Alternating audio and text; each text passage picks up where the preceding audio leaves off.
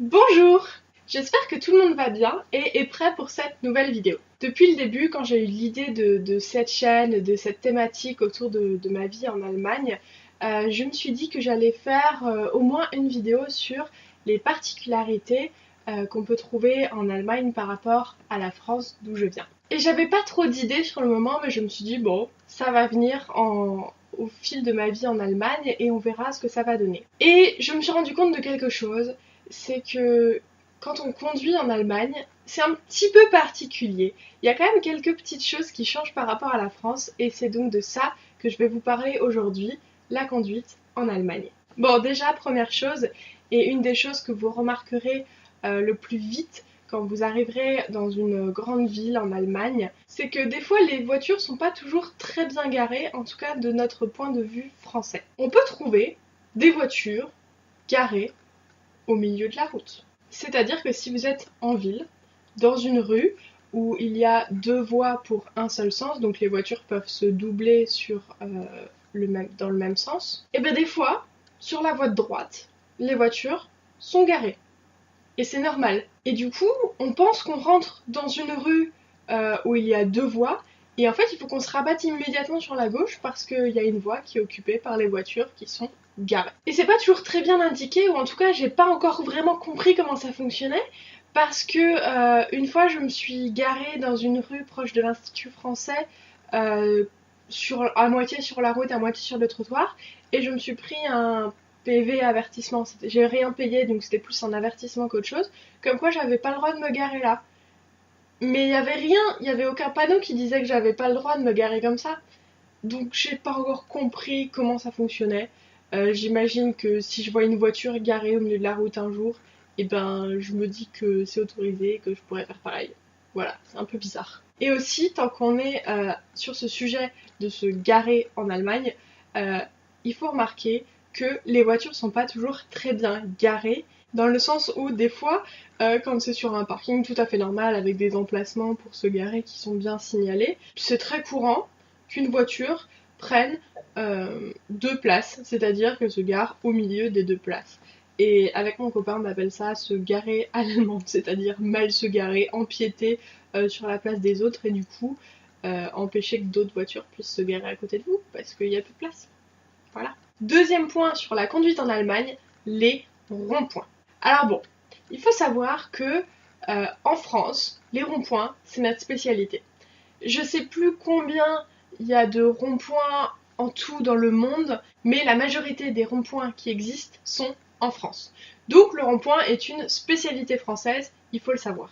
Du coup, les autres pays, je pense qu'ils ont trouvé le concept sympa, mais qu'ils savaient pas trop comment s'y prendre, et ça donne des choses bizarres, comme ici, des feux rouges en plein milieu des ronds-points. On est d'accord que le but des ronds-points au départ, c'est de réguler la circulation, de fluidifier la circulation et d'éviter les feux rouges à chaque carrefour. Et bien là, du coup, les Allemands, ils nous mettent très régulièrement les deux, c'est-à-dire des feux rouges en plein milieu des ronds-points. Et le pire surtout, c'est que des fois, quand on veut prendre une sortie, eh bien, il y a un feu rouge pile à la sortie, c'est-à-dire qu'on bloque toute la circulation. Et des fois, les feux rouges sont pas très bien réguliers. Des fois, les feux rouges s'allument juste quand il y a un passant qui veut traverser. Mais des fois, c'est juste, il est allumé, il s'éteint régulièrement, mais il y a personne qui veut passer et donc ça bloque toute la circulation. Je ne vois pas l'intérêt. Je vais essayer de me calmer parce que je n'ai vraiment pas fini de parler de la conduite en Allemagne et je risque d'être très énervée à la fin de cette vidéo. Ensuite, vous avez peut-être entendu parler de l'autoroute en Allemagne. En Allemagne, c'est très courant que sur de gros tronçons d'autoroute, sur de longs tronçons, ce soit illimité, qu'il n'y ait pas de limitation de vitesse et les gens peuvent tout à fait rouler à 200, 250 s'ils veulent et si leur voiture le leur permet. Alors c'est bien, ça permet de fluidifier un peu la circulation. En général, c'est sur des tronçons où il y a 3 voies souvent, donc du coup il y a une voie où les camions qui roulent pas très très vite, une voie où les gens roulent à peu près à 110, 120, 130, je ne sais pas, et puis après t'as la troisième voie en général, les gens qui roulent très très vite. Le problème, c'est que ces gens, mais du coup, ils se croient tout permis. Et ça m'est arrivé récemment de vouloir doubler un camion. Donc, que je vous explique. J'étais au départ sur la voie tout à droite et il y avait 2 camions. J'ai voulu doubler les camions. Sauf que le deuxième camion à ce moment, a voulu doubler le premier camion, donc s'est décalé sur la voie du milieu. Et moi, pour doubler, j'allais plus vite que ce deuxième camion, donc pour le doubler, j'ai dû me mettre sur la troisième voie. Et j'ai regardé derrière, évidemment, j'ai regardé dans le rétroviseur, il n'y avait personne. Sauf que tout d'un coup, juste derrière moi, il y a un monsieur qui est arrivé très vite parce qu'il avait le droit, il était en autoroute illimitée. Mais du coup, il m'a tout à fait collé et il aurait tout à fait pu me faire un accident parce qu'il roulait trop vite et il se croyait tout permis et il a râlé. Après, il est resté à ma hauteur pendant plusieurs dizaines de mètres en me ralentant, en me disant ouais, c'est pas possible. Mais je pouvais pas faire autrement. Il fallait que je double, sinon je rentrais dans le camion, je stoppais toute la circulation, en ralentissant. Il fallait que je double. Et voilà, ce monsieur se croyait tout permis tout simplement parce qu'il pouvait rouler à toute allure et à mon avis il était à 200-250 km/h vu la vitesse à laquelle il est arrivé. Et du coup, si on reste un petit peu dans le même sujet que les autoroutes, je veux vous parler des voies d'insertion. Les voies d'insertion ici, c'est un petit peu bizarre. C'est-à-dire que ça arrive régulièrement, pas tout le temps, mais assez régulièrement, que l'entrée d'autoroute soit avant la sortie. En France, en général, quand il y a une sortie d'autoroute, d'abord c'est les gens qui sortent et après les gens qui viennent d'ailleurs, ils rentrent sur l'autoroute. Bah là c'est l'inverse. Pour faire des économies de place, de temps, de logistique, je ne sais pas trop, tout est en un seul truc. Donc on rentre sur l'autoroute, mais ça veut dire que si on reste sur la voie sur laquelle on rentre, on ressort directement. C'est pas grave, c'est juste une habitude à prendre. Des fois aussi, pour pouvoir sortir de l'autoroute, en fait il y a deux sorties en une. Si par exemple sur le panneau c'est écrit, je sais pas, prochaine sortie Bremen Zentrum et sortie après Bremen Überseestadt, et ben des fois il faut s'insérer sur la voie pour sortir à Bremen Zentrum et continuer, et pas sortir vraiment à Bremen Zentrum, mais continuer un peu pour sortir à Bremen Überseestadt. C'est assez bizarre et encore une fois, c'est une habitude à prendre. Et du coup, on est d'accord que quand on veut prendre une sortie, que ce soit une sortie d'autoroute, une sortie de rond-point ou qu'on veut tourner en général, normalement on doit mettre un clignotant. Bah ici, le clignotant c'est un peu aléatoire. Il y a des gens qui le mettent, mais il y a des gens qui le mettent pas. Donc des fois, on a quelques surprises. En règle générale, en fait, sur la route en Allemagne, il faut être très attentif à ce qui se passe autour de soi et toujours sur le qui-vive. Bon, voilà, ça c'est les choses générales quand on veut conduire en Allemagne. Après, si on arrive en Allemagne, qu'on arrive avec notre voiture, avec notre plaque française, au bout de quelques mois, il faut savoir qu'il faut changer de plaque obligatoirement. Je ne saurais pas vous dire ce que la loi dit exactement au niveau des changements de plaque, mais je crois que c'est autour de 3-4 mois. Nous, on l'a fait beaucoup plus tard, c'était pas très bien. On a donc fini récemment par changer notre plaque française par une plaque allemande. C'est toute une histoire. Je vais vous mettre dans la description, si ça vous intéresse, le lien vers une page internet qui nous a un peu expliqué, qui nous a un peu guidé vers les démarches à faire pour changer de plaque. Mais je vais vous raconter en gros ce qu'on a dû faire. Donc il a fallu prendre rendez-vous dans un garage spécialisé pour faire un contrôle technique et pour faire d'autres papiers qui nous autorisent à changer de plaque. On prend rendez-vous, c'était pendant les vacances au mois de juillet. Mon copain arrive au garage et là on lui dit « Ah mais non, pour faire un changement de plaque d'un pays à l'autre, il faut qu'il y ait une personne spécialement habilitée pour ça qui fasse ça et cette personne est en vacances, on ne sait pas quand elle reviendra. Bon, on va vous donner un rendez-vous pour fin août et puis vous viendrez et vous verrez bien si la personne est là et si vous pouvez faire le changement de plaque. » Bon, c'est pas si grave. Il se trouve que ça tombait sur une journée très chargée pour nous, on avait plein de trucs, de démarches à faire, donc on a perdu du temps, on était un peu énervés. C'est pas grave. Arrive fin août, on va au contrôle technique, n'étant pas vraiment sûr en plus de si on pourrait vraiment faire le contrôle technique. Heureusement, la personne était là, on peut faire nos papiers, machin, il nous donne tous les papiers, et du coup, on file à l'équivalent de la préfecture pour faire le changement de plaque, et je sais plus comment ça s'appelle. Bon, on prend notre numéro, on remplit nos papiers, on va dans un bureau, et tout ça se fait très rapidement. D'ailleurs, petite anecdote, il faut savoir que suivant la ville, le land, en général, vous pouvez choisir ce que vous voulez mettre sur vos plaques. Donc une plaque allemande, ça se constitue au départ des 2 ou 3 lettres qui signale la ville ou le canton où vous habitez. Par exemple, pour Brême, c'est HB, pour Hambourg, c'est HH, pour Delmenhorst, je crois que c'est DEL, des choses comme ça. Et ensuite, sur la plaque, il y a 2 autres lettres et 2 ou 3 autres chiffres. Et ces dernières lettres et chiffres, vous pouvez les choisir.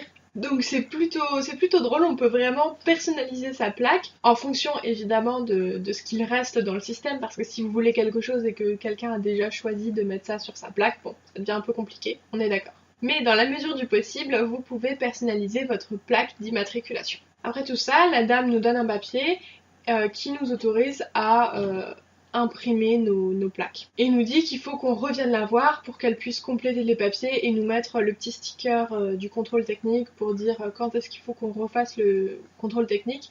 Tout ça en Allemagne, c'est sur la plaque, c'est pas sur son pare-brise. Donc, pour pouvoir mettre nos plaques allemandes, il faut bien évidemment enlever nos plaques françaises. Le truc, c'est qu'en France, souvent, je pense plutôt sur les vieilles voitures, ça se fait un peu moins maintenant sur les nouvelles voitures, mais souvent les plaques sont vissées carrément à la carrosserie. C'est un peu compliqué à enlever. Du coup, on a été chercher nos plaques allemandes, on les a fait faire, ça se fait très rapidement en 3 minutes, il y avait plusieurs magasins qui faisaient ça autour de la préfecture évidemment, et en plus, sans vraiment chercher à négocier, on a réussi à avoir un rabais sur les plaques, donc faut pas hésiter. On a alors nos plaques allemandes et on veut enlever nos plaques françaises. Il faut un outil spécial, c'était chaud. On amène alors la voiture dans un espèce de petit garage qui était juste à côté et on leur demande s'ils peuvent nous enlever les plaques françaises et nous mettre des espèces de cadres en plastique pour mettre les plaques allemandes dedans. Ils nous facturent ça en tarif urgence. Ils sont... Bon voilà, on s'est un peu fait avoir sur le coup, mais comme on a eu un rabais sur la fabrication des plaques allemandes, c'est pas trop grave. On arrive enfin à enlever les plaques. On retourne à la préfecture pour qu'elles nous mettent le petit sticker et qu'elles détruisent les plaques françaises. Et on repart, on met nos plaques allemandes sur la voiture et c'est bon. Enfin! Voilà, c'était la petite histoire du changement de plaque. Il faut aussi savoir que dans certaines villes, je pense la plupart des grandes villes en Allemagne, il faut avoir une petite vignette verte avec un grand 4 dessus. Je ne sais pas à quoi le 4 correspond, mais en gros cette vignette signifie que vous pouvez rouler dans les zones écologiques. En fait, dans les grandes villes en Allemagne, il y a très souvent des zones, des quartiers écologiques, et d'ailleurs nous on habite dans un quartier soi-disant écologique où on ne peut rouler normalement qu'avec cette vignette verte qui coûte 5 €. Et voilà, on arrive à la fin de l'histoire. Et quelques semaines après, on reçoit un courrier de la douane ou je sais pas, du service qui s'occupe des voitures en Allemagne, nous disant, surprise, que quand vous avez une voiture en Allemagne, il faut payer un impôt chaque année. C'est pas grave, c'est la loi, c'est comme ça, mais je dois avouer que sur le coup, on était un peu surpris, on s'y attendait pas, on était un peu, bon, voilà, on n'était pas très content quoi. Sachez-le donc, si vous voulez avoir une voiture en Allemagne et a fortiori ramener votre voiture française en Allemagne et changer de plaque, il va falloir prévoir des frais de contrôle technique, de changement de plaque, donc des trucs à payer à la préfecture, les frais de la plaque en tant que telle à payer, des frais de vignette écologique, en général je pense qu'ils vous la donnent assez automatiquement, et les impôts qui ont lieu chaque année. Et il faut compter, je pense que ça dépend évidemment de la voiture, mais nous on paye un peu moins de 100 € par an. Voilà. Et le contrôle technique c'est tous les 2 ou 3 ans suivant l'ancienneté de la voiture. Bon, voilà, cette vidéo est quasiment terminée, mais pour finir j'aimerais quand même ajouter quelques points positifs sur la conduite en Allemagne, parce que quand même il faut pas avoir tout en noir. Ce que j'aime beaucoup quand on conduit en Allemagne, c'est que sur les feux, avant qu'il passe au vert, il passe au orange. Donc il passe au orange avant de passer au rouge, mais aussi avant de passer au vert. Et ça c'est très pratique pour se préparer à démarrer, je trouve, et je me suis beaucoup habituée à ça, et maintenant quand je conduis en France, ça me fait un peu bizarre que le feu passe directement du rouge au vert. Et sinon, j'ai demandé à mon copain ce qu'il trouvait comme chose positive, et il m'a répondu qu'il trouvait que les Allemands étaient en général plus respectueux sur la route. Personnellement, je suis pas tout à fait d'accord, je pense que ça dépend vraiment des personnes qu'on croise, mais il est vrai que les Allemands klaxonnent beaucoup moins sur la route. Ils klaxonnent vraiment quand il y a un danger. Et voilà, c'était ce que mon copain trouvait de positif. J'espère que cette vidéo vous aura plu, que vous aurez appris des choses et peut-être même qu'elle vous servira par la suite si vous amenez votre voiture en Allemagne, si vous voulez changer de plaque ou si tout simplement vous voulez vous préparer mentalement à conduire en Allemagne. N'hésitez pas à me laisser un petit pouce en l'air pour me signifier que vous avez aimé cette vidéo, à me laisser des commentaires si vous voulez ajouter des choses ou si vous n'êtes pas d'accord sur certaines choses que j'ai dites. Ça peut tout à fait arriver, je pense qu'il y a beaucoup de choses qui dépendent des régions, surtout en Allemagne où le pays n'est pas centralisé comme on peut l'avoir en France et vraiment chaque land a sa particularité et même des lois qui changent. Partagez cette vidéo si vous pensez qu'elle pourra aider quelqu'un et vous pouvez aussi me suivre sur Instagram, le compte s'appelle Carnet d'Expat, le lien est dans la barre d'infos comme d'habitude et je vous souhaite une très belle journée jusqu'à la prochaine vidéo. Salut!